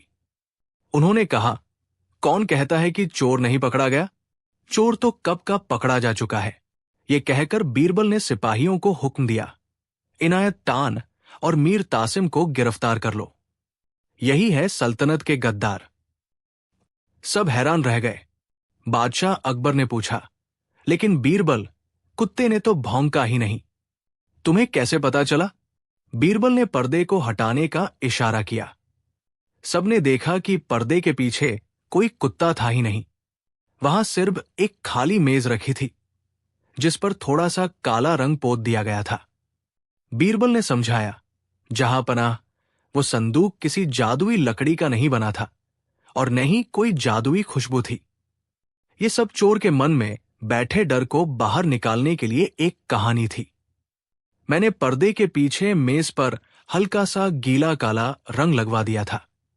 उन्होंने आगे कहा, जो बेगुनाह थे, जैसे शमशेर सिन्हा, उन्हें किसी बात का डर नहीं था। वे निडर होकर अंदर गए और मेरे कहे अनुसार मेज पर हाथ रखे। आप उनके हाथ देख सकते हैं, उन पर काला रंग लगा हुआ है। लेकिन जो चोर थे, इनायत खान और मीर तासिम, वे डर गए। उन्हें लगा कि अगर उन्होंने मेज को छू लिया तो कुत्ता भौंक पड़ेगा। इसलिए पकड़े जाने के डर से उन्होंने मेज को छुआ ही नहीं। जरा इनके हाथ देखिए, एकदम साफ है। यह सुनकर इनायत खान और मीर तासिम के होश उड़ गए। उनका अपराध सबके सामने आ चुका था। वे बीरबल के पैरों में गिर पड़े और अपना गुनाह कबूल कर लिया। उन्होंने बताया कि उन्होंने मिलकर ये चोरी की थी और सुल्तान तेताज संदूक को इनायत खान की हवेली के तहखाने में छिपा रखा है। बादशाह अकबर का चेहरा गुस्से और अफसोस से भर गया। उन्होंने अपने सबसे भरोसेमंद मंत्री से ऐसे धोखे की उम्मीद नहीं की थी। उन्होंने दोनों गद्दारों को उम्र कैद की सजा सुनाई और बीरबल को ढेर सारे इनामों से नवाजा। उन्होंने बीरबल से कहा, बीरबल, आज तुमने सिर्फ एक संदूक नहीं, बल्कि इस सल्तनत की इज्जत बचाई है। तुमने एक बार फिर साबित कर दिया कि तलवार की ताकत से ज्यादा बड़ी ताकत अक्ल की होती है। और इस तरह बीरबल ने अपनी अनोखी सूझबूझ से एक नामुमकिन चोरी का पर्दाफाश कर दिया। ये कहानी हमें सिखाती है कि अपराधी कितना भी शातिर क्यों न हो, वो अपने पीछे कोई न कोई सुराग जरूर छोड़ जाता है। और सबसे बड़ा सुराग होता है उसके अपने मन का डर। कहानी 6। इतिहास गवाह है कि जहां शोहरत और सम्मान होता है, वहां ईर्ष्या और साजिश की परछाइयां भी मंडराती है। ये कहानी भी एक ऐसी ही साजिश की है, जो बुनी गई थी हिंदुस्तान के सबसे तेज दिमाग वाले इंसान बीरबल के खिलाफ। बादशाह अकबर के नवरत्नों में बीरबल वो हीरा थे जिसकी चमक बाकियों की आंखों में चुभती थी। उनकी बुद्धिमानी, हाजिर जवाबी और बादशाह से उनकी नजदीकी दरबार के कई अमीरों और सलाहकारों के लिए जलन का सबब बन गई थी। आज हम आपको उसी साजिश की अंधेरी गलियों में ले चलेंगे, जहां बीरबल को नीचा दिखाने के लिए एक ऐसी घिनौनी चाल चली गई जो उनकी इज्जत और पहचान पर सीधा हमला थी। क्या बीरबल इस चक्रव्यूह से बाहर निकल पाए, या दुश्मनों की चाल कामयाब हो गई? चलिए इस दिलचस्प और तनाव भरे किस्से को शुरू से जानते हैं। इस साजिश का मुख्य सूत्रधार था हकीम जफर खान, एक पुराना और अहंकारी दरबारी जो खुद को बीरबल से ज्यादा काबिल समझता था। उसे लगता था कि बीरबल की जगह पर उसका हक है। उस रात उसने अपने कुछ हमख्याल दरबारियों को इकट्ठा किया। कमरे में सुलगती हुई मोमबत्तियों की तरह ही उनके दिल में भी बीरबल के खिलाफ नफरत सुलग रही थी। एक दरबारी, जिसका नाम मीर कासिम था, बोला, हकीम साहब, अब पानी सिर से ऊपर जा रहा है। बादशाह सलामत हर छोटे बड़े फैसले में सिर्फ बीरबल की सुनते हैं। हमारी तो कोई पूछ ही नहीं रही। हकीम जफर ने अपने हुक्के से एक गहरा कश लिया और धुएं के छल्ले बनाते हुए बोला, सब्र करो मीर कासिम, सब्र। हर बुलंदी को एक दिन जमीन पर आना ही होता है। हम बीरबल की अक्ल को चुनौती नहीं दे सकते। उसने हर बार हमें मात दी है, लेकिन इस बार हम उसकी अक्ल पर नहीं, उसकी जड़ों पर वार करेंगे। हम उसकी पहचान पर ऐसा सवाल उठाएंगे जिसका जवाब उसके पास भी नहीं होगा। सबकी आंखों में उत्सुकता भर गई। जफर तान ने अपनी कुटिल मुस्कान के साथ कहा, बीरबल खुद को एक कुलीन ब्राह्मण बताता है ना? हम इसी बात को झूठा साबित कर देंगे। हम बादशाह सलामत के मन में ये शक पैदा करेंगे कि बीरबल एक ढोंगी है जो अपनी झूठी जाति बताकर दरबार में इतने ऊंचे पद पर पहुंच गया है। जब एक बार उसकी इज्जत मिट्टी में मिल जाएगी तो बादशाह खुद उसे दरबार से निकाल बाहर करेंगे। ये योजना सबको पसंद आई। उन्होंने तय किया कि वे धीरे धीरे बादशाह के कान भरेंगे और सही मौके पर अपनी चाल चलेंगे। अगले कुछ हफ्तों तक जफर तान और उसके साथियों ने अपनी योजना पर काम करना शुरू कर दिया। कभी वे बातों बातों में कहते, जहां पनाह, आजकल तो कोई भी खुद को ऊंची जाति का बता देता है, तो कभी कहते, सच्चे कुलीन लोगों की पहचान उनके कर्मों से होती है, सिर्फ कहने से नहीं। वे सीधे तौर पर बीरबल का नाम नहीं लेते थे, लेकिन उनका इशारा हमेशा बीरबल की तरफ ही होता था। धीरे धीरे इन बातों ने अकबर के मन में एक छोटा सा शक का बीज बो दिया। अकबर बीरबल को बहुत मानते थे, लेकिन एक बादशाह होने के नाते उन्हें अपनी सल्तनत और दरबार की प्रतिष्ठा का भी ख्याल था। एक दिन जब दरबार लगा हुआ था, हकीम जफर को अपना मौका मिल गया। उसने बड़ी विनम्रता का नकाब ओढ़कर कहा, आलम पनाह, गुस्ताखी माफ हो, पर कुछ दिनों से शहर में आपके सबसे करीबी सलाहकार को लेकर कुछ कानाफूसी हो रही है। लोग उनकी असलियत पर सवाल उठा रहे हैं। एक बादशाह के सलाहकार का हर तरह से पाकसाफ और सच्चा होना जरूरी है, ताकि आपकी सल्तनत पर कोई उंगली न उठा सके। अब अकबर सीधे मुद्दे पर आ गए। उन्होंने कहा, साफ साफ कहो हकीम, तुम किसकी बात कर रहे हो?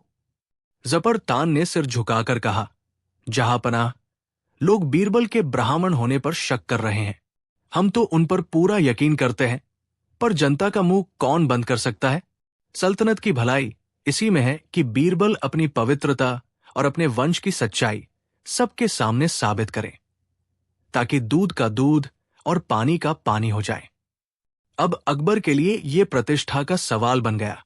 उन्होंने बीरबल की तरफ देखा और कहा, बीरबल, तुम हमारे सबसे अजीज हो, पर दरबार और सल्तनत की इज्जत सबसे ऊपर है।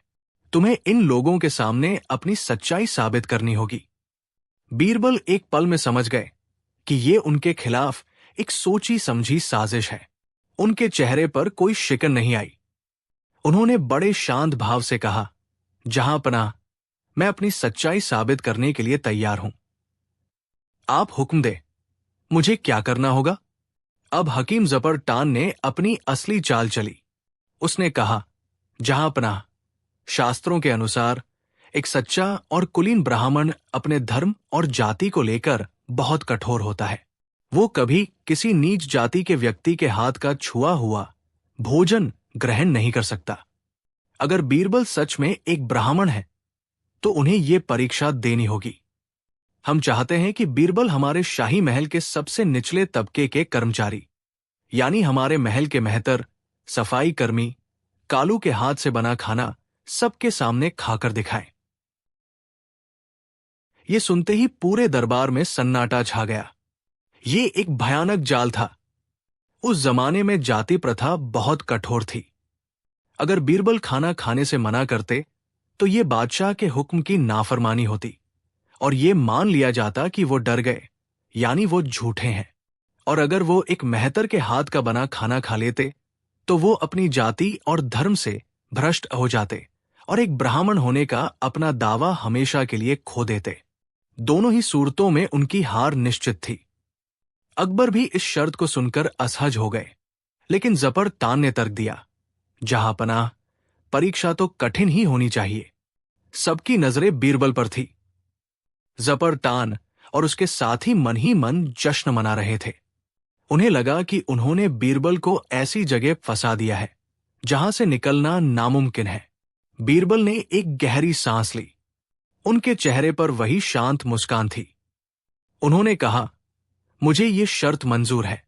मैं कालू मेहतर के हाथ का बना भोजन करूंगा, लेकिन मेरी भी एक शर्त है। सब चौंक गए। कैसी शर्त? अकबर ने पूछा।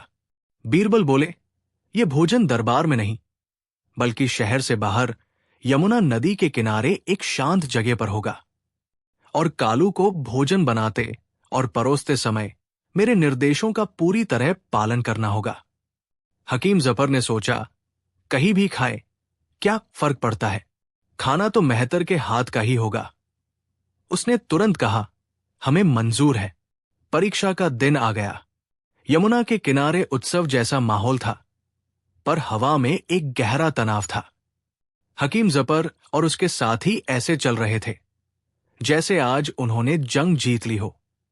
बादशाह अकबर खुद मौजूद थे। उनके चेहरे पर चिंता की लकीरें थी। बेचारा कालू मेहतर डर के मारे कांप रहा था। उसे समझ नहीं आ रहा था कि वो इस शाही साजिश का हिस्सा कैसे बन गया। तय समय पर बीरबल वहां पहुंचे। उन्होंने वहां मौजूद सभी लोगों का अभिवादन किया। फिर वो सीधे कालू के पास गए, जो खाना तैयार कर चुका था। बीरबल ने कालू से अकेले में कुछ मिनट बात की। किसी को नहीं पता था कि उन दोनों के बीच क्या बात हुई। जफर टान दूर से देखकर मुस्कुरा रहा था। बात करने के बाद बीरबल शामियाने के बीच में बिछी एक चटाई पर बैठ गए। कालू डरते डरते खाने की थाली लेकर उनकी तरफ बढ़ा। जैसे ही कालू थाली नीचे रखने वाला था, बीरबल ने जोर से उसे रोका। ठहरो कालू, ये तुम क्या कर रहे हो? बीरबल की आवाज में एक अजीब सी सख्ती थी। कालू डर गया। हुजूर, मैं खाना परोस रहा था। बीरबल अपनी जगह से खड़े हो गए और बोले, तुमने मुझे पहचाना नहीं? इतने साल बादशाह की सेवा में रहकर तुम अपने पुराने गुरु को ही भूल गए? पूरे मजमे में सन्नाटा छा गया। हकीम जफर और अकबर सहित सब हैरान रह गए। गुरु? एक मेहतर? ये क्या हो रहा है? हकीम जफर चिल्लाया, ये क्या बकवास है? बीरबल, तुम होश में तो हो? ये एक मेहतर है। बीरबल ने जफर टान को नजरअंदाज किया और कालू के सामने हाथ जोड़कर खड़े हो गए। उन्होंने कहा, गुरुदेव, मुझे क्षमा कर दीजिए। दरबार की शान शौकत में मैं कुछ पल के लिए अपने संस्कार भूल गया था। भला एक शिष्य अपने गुरु से पहले भोजन कैसे कर सकता है? ये तो घोर पाप होगा। ये कहकर बीरबल ने कालू के पैर छू लिए। कालू, जिसे बीरबल ने पहले ही सब कुछ समझा दिया था, अपनी भूमिका निभाने लगा। उसने एक ज्ञानी की तरह गंभीर चेहरा बनाकर कहा, महेशदास, मुझे तुमसे यही उम्मीद थी। जाओ, पहले यमुना में स्नान करके खुद को शुद्ध करो। उसके बाद तुम मेरे साथ बैठकर भोजन करोगे, लेकिन पहला निवाला मैं खाऊंगा, उसके बाद तुम। अब बीरबल बादशाह अकबर और बाकी दरबारियों की ओर मुड़े और बोले, आप सब गवाह हैं, ये मेरे गुरुदेव हैं। सालों पहले मैंने इनसे ही जीवन का ज्ञान सीखा था। हमारे धर्म में गुरु का स्थान ईश्वर से भी ऊंचा होता है। मैं अपने गुरु से पहले भोजन करके अपने धर्म को भ्रष्ट नहीं कर सकता। ये मेरे ब्राह्मण होने का सबसे बड़ा प्रमाण है कि मैं अपने गुरु का अपमान नहीं कर सकता, चाहे वो किसी भी रूप में क्यों न हो। बीरबल ने अपनी चाल का सबसे बड़ा पत्ता अब फेंका। वो हकीम जफर और बाकी साजिशी दरबारियों की तरफ मुड़े और हाथ जोड़कर बोले, हकीम साहब, मीर साहब, आप सब बड़े ज्ञानी और ऊंचे कुल के लोग हैं। आज बड़ा शुभ अवसर है कि मुझे इतने सालों बाद अपने गुरु के दर्शन हुए। मैं चाहता हूं कि आप सब भी मेरे गुरु के साथ बैठकर भोजन करें और उनका आशीर्वाद प्राप्त करें। ये सुनते ही हकीम जफर और उसके साथियों के पैरों तले जमीन खिसक गई। उनकी हालत सांप छूंद्र वाली हो गई। अगर वे एक मेहतर के साथ बैठकर खाना खाते तो समाज में उनकी नाक कट जाती, और अगर वे मना करते तो वे एक गुरु का अपमान करते, जिसके लिए बादशाह उन्हें दंडित कर सकते थे। जफर थान हकलाते हुए बोला, ना, नहीं, हम कैसे खा सकते हैं?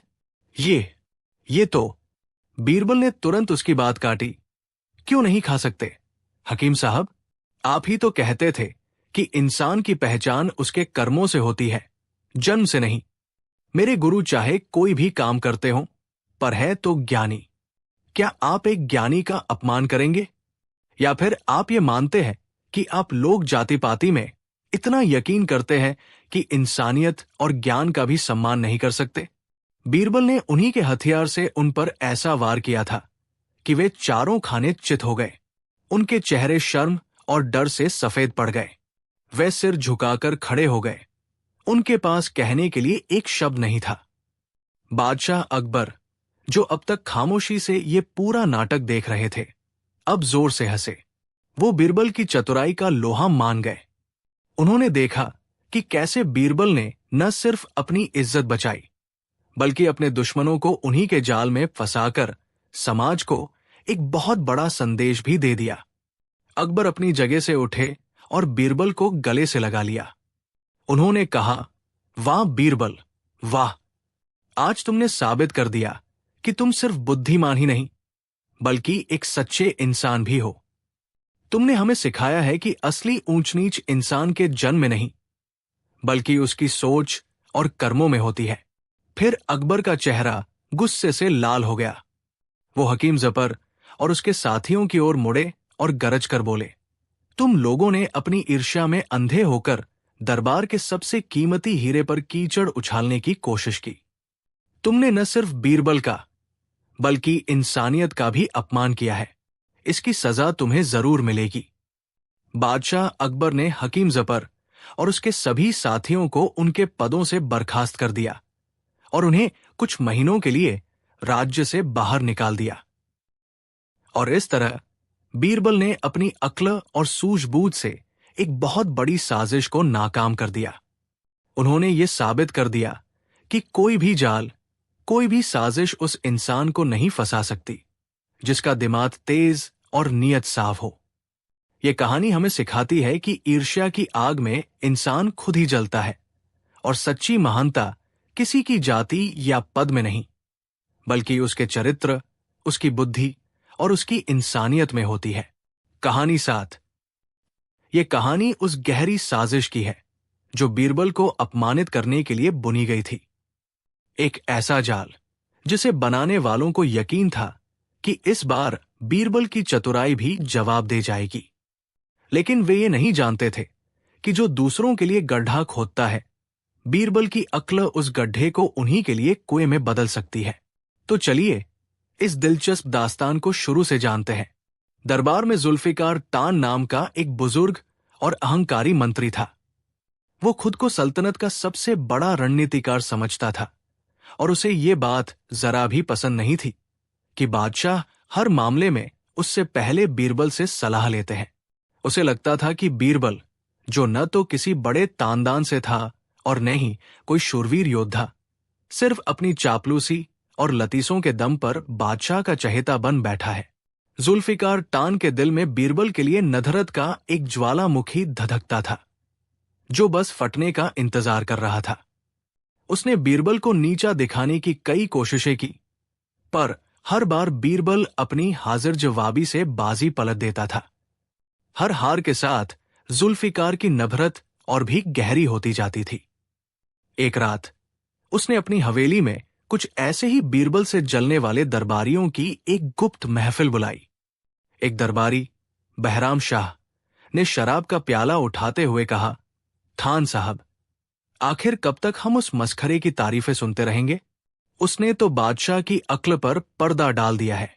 जुल्फिकार तान ने अपनी सफेद दाढ़ी पर हाथ फेरते हुए कहा, दोस्तों, अब वक्त आ गया है कि इस पर्दे को हमेशा के लिए हटा दिया जाए। हमने बीरबल को सवालों से, पहेलियों से हराने की कोशिश की, पर वो शब्दों का बाजीगर है। इस बार हम उसे शब्दों से नहीं, आस्था और चमत्कार के नाम पर फंसाएंगे। हम एक ऐसा जाल बिछाएंगे जिसमें फंसने के बाद वो न तो बादशाह को मुंह दिखाने के काबिल रहेगा और न ही इस दरबार में कदम रखने के। सबकी आंखों में उत्सुकता भर गई। जुल्फिकार ने अपनी योजना का खुलासा किया। शहर के बाहर एक मदारी रहता है जो अपनी बातों से लोगों को मोह लेता है। हम उसे एक पहुंचा हुआ फकीर या दिव्य संत बनाकर बादशाह के सामने पेश करेंगे।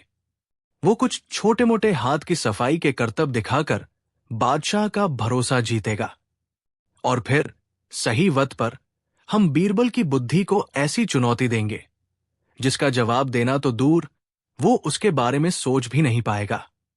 कैसी चुनौती खान साहब? बहराम शाह ने पूछा। जुल्फिकार की आंखों में एक शातिर चमक थी। हम उस फकीर से कहलवाएंगे कि उसे स्वर्ग से एक दिव्य संदेश मिला है, एक ऐसा सवाल जिसका जवाब सिर्फ दुनिया का सबसे बुद्धिमान इंसान ही दे सकता है। हम बादशाह को उकसाएंगे कि वो बीरबल को ये परीक्षा देने के लिए कहें। अगर बीरबल जवाब नहीं दे पाया तो वो झूठा और अहंकारी साबित हो जाएगा, और अगर उसने कोई ऊटपटांग जवाब दिया तो वो मूर्ख साबित होगा। हर हाल में उसकी पगड़ी उछलेगी और हमारी जीत होगी। ये योजना सबको पसंद आई। उन्हें लगा कि इस बार बीरबल का बचना नामुमकिन है। अगले कुछ दिनों में जुल्फिकार टान ने अपनी योजना को अंजाम देना शुरू कर दिया। उस मदारी को एक दिव्य संत बाबा रहमत अली शाह का रूप दिया गया। लंबी सफेद दाढ़ी, भगवा चोगा और हाथ में तस्बीह। उसे कुछ मंत्र और प्रभावशाली बातें रटा दी गई। एक दिन जब दरबार लगा हुआ था, जुल्फिकार टान उस ढोंगी बाबा को लेकर बादशाह के सामने पेश हुआ। बाबा ने अपनी आंखों में एक रहस्यमयी चमक लाते हुए कहा, शहंशाहेंद, मैं हिमालय की गुफाओं से तपस्या करके लौटा हूं। मुझे दिव्य शक्तियां प्राप्त हुई है। मैं किसी के भी मन की बात पढ़ सकता हूं और भविष्य में झांक सकता हूं। दरबार में हलचल मच गई। जुल्फिकार ने आग में घी डालते हुए कहा, जहांपनाह, मैंने खुद बाबा की शक्तियों को परखा है। ये सचमुच एक चमत्कारी पुरुष है। अकबर को ऐसी बातों में बड़ी दिलचस्पी थी। उन्होंने बाबा की परीक्षा लेने का फैसला किया। उन्होंने मन में अपनी मां का नाम सोचा और बाबा से बताने को कहा। बाबा, जिसे जुल्फिकार ने पहले ही अकबर की कुछ निजी बातें बता दी थी, उसने तुरंत सही नाम बता दिया। इसके बाद उसने दो चार और छोटी मोटी भविष्यवाणियां की जो संयोग से सच निकल गई। अब अकबर को उस ढोंगी पर पूरा यकीन हो गया। वो उससे बहुत प्रभावित हुए। सही मौका देखकर जुल्फिकार टान ने अपनी असली चाल चली। उसने कहा, आलम पनाह, बाबा को कल रात ध्यान में एक दिव्य संदेश मिला है। स्वर्ग के देवताओं ने एक सवाल भेजा है जो एक सीलबंद पत्र में है। उनका कहना है कि इस सवाल का जवाब जो इंसान दे देगा वही इस धरती का सबसे बुद्धिमान व्यक्ति माना जाएगा। यह हमारी सल्तनत के लिए बड़े गर्व की बात होगी अगर वो इंसान हमारे दरबार में हो। यह सुनकर अकबर की आंखों में चमक आ गई। उन्होंने कहा, यह तो बड़ी दिलचस्प बात है। वो पत्र कहाँ है? बाबा ने अपने झोले से एक पुराना पीले रंग का पत्र निकाला जिस पर मोम की शाही मुहर जैसी कोई चीज लगी हुई थी। उसने कहा, हुजूर, पत्र ये रहा, लेकिन इसे खोलने की एक शर्त है। इसका जवाब इसे खोले बिना ही देना होगा, क्योंकि सच्चा ज्ञानी तो बिना देखे ही सब कुछ जान लेता है। अब दरबार में सन्नाटा छा गया। बिना पत्र खोले उसके अंदर लिखे सवाल का जवाब देना, यह तो नामुमकिन था। जुल्फिकार टान ने बीरबल की तरफ एक व्यंग्य भरी मुस्कान के साथ देखा और बोला, जहांपनाह, हमारे दरबार में तो एक ही शख्स है जो खुद को सबसे बुद्धिमान मानता है। यह परीक्षा तो बीरबल के लिए ही बनी है। क्यों बीरबल, क्या तुम इस चुनौती को स्वीकार करते हो? सबकी नजरें बीरबल पर टिक गई। बीरबल जानते थे कि ये एक गहरा जाल है।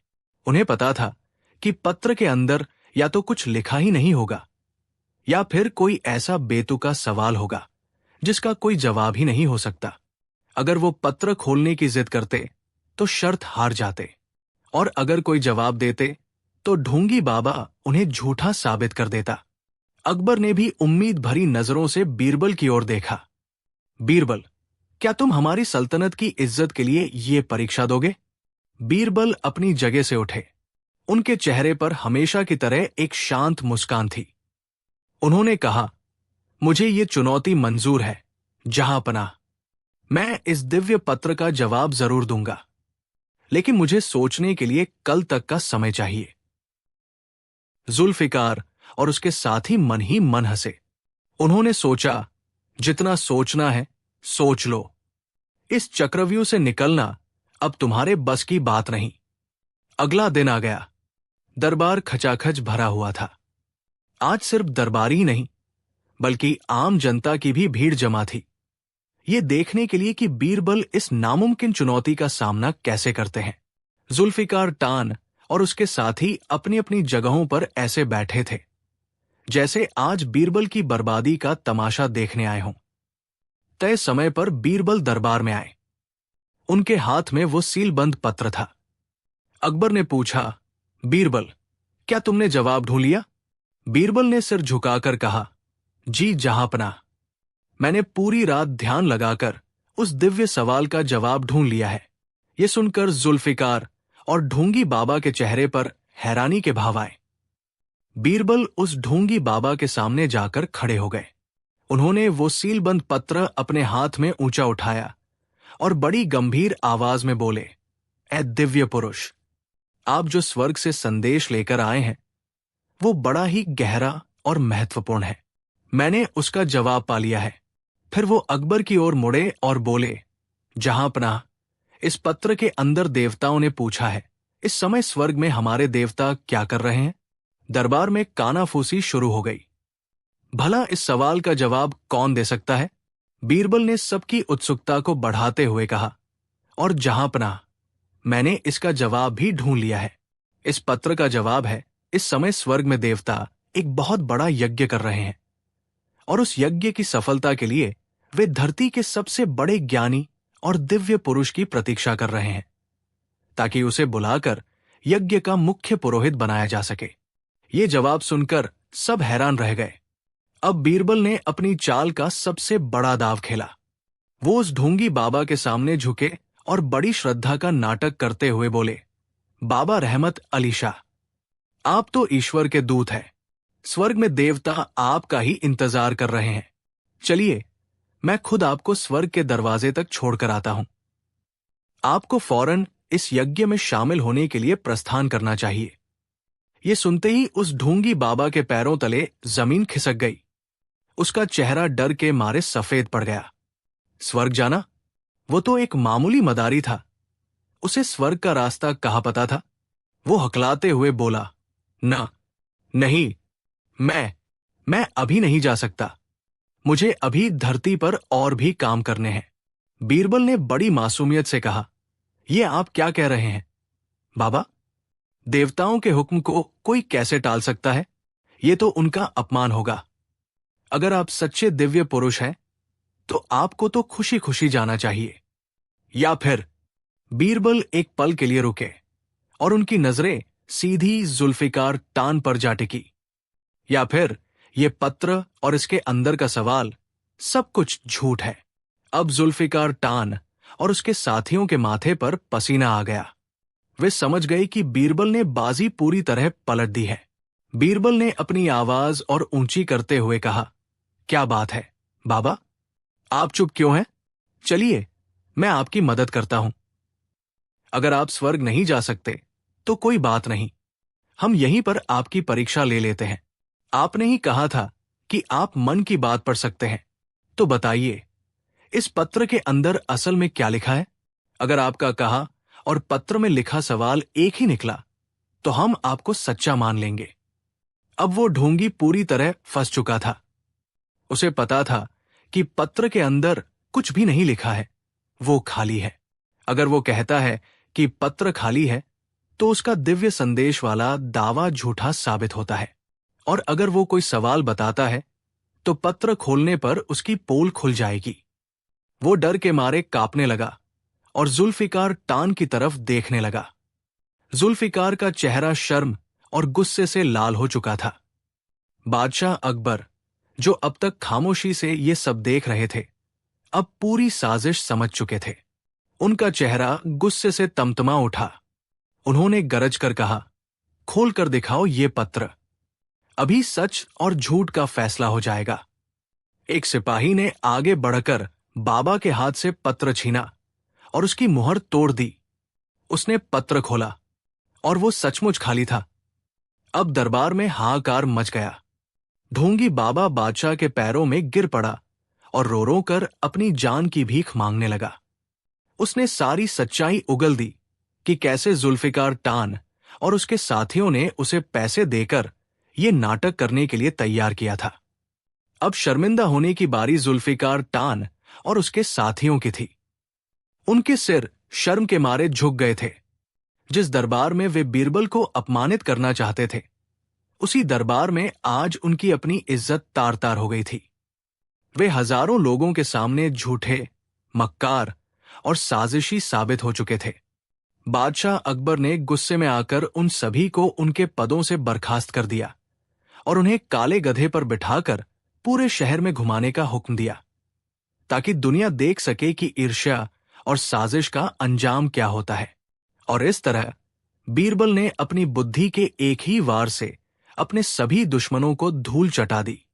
उन्होंने उन जलने वालों को उन्हीं के बुने जाल में फंसाकर इतना शर्मिंदा किया कि वे फिर कभी किसी से नजरें मिलाने के काबिल नहीं रहे। ये कहानी हमें सिखाती है कि सच्ची बुद्धि सिर्फ सवालों के जवाब देने में नहीं, बल्कि साजिशों के जाल को काटने और सच को सामने लाने में होती है। तो दोस्तों, कैसी लगी आपको बीरबल की ये शानदार जीत? हमें कमेंट्स में जरूर बताइएगा। अगर आपको ये कहानी पसंद आई हो तो इस वीडियो को लाइक करें, शेयर करें और हमारे चैनल को सब्सक्राइब करना न भूलें। मिलते हैं अगली बार एक और जबरदस्त किस्से